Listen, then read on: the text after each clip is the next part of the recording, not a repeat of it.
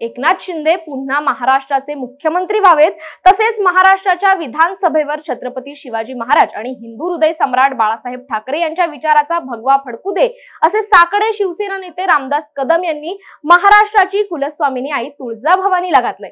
शिवसेनेचे नेते रामदास कदम हे आज धाराशिव जिल्हा दौऱ्यावर असून त्यांनी आज तुळजापूर येथे तुळजाभवानी मातेला अभिषेक आणि महाआरती करून सहकुटुंब दर्शन घेतलंय। आई भवानी जवळ हात जोडून प्रार्थना केली। आमची ती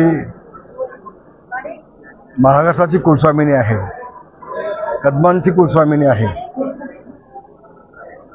आणि हात जोडून विनंती केली की पुन्हा एकदा महाराष्ट्राच्या विधानसभेवरती हा शिवसेना प्रमुख माननीय बाळासाहेब ठाकरे यांचा,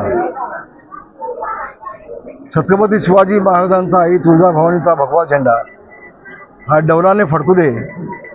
पुन्हा एकनाथ शिंदे मुख्यमंत्री होऊ देत आणि देवेंद्रजी फडणवीस, एकनाथ शिंदे, अजितदादा यांच्या माध्यमातून महाराष्ट्र सेवा अधिक चांगली घडवू दे, अशी प्रार्थना देवीजवळ केली।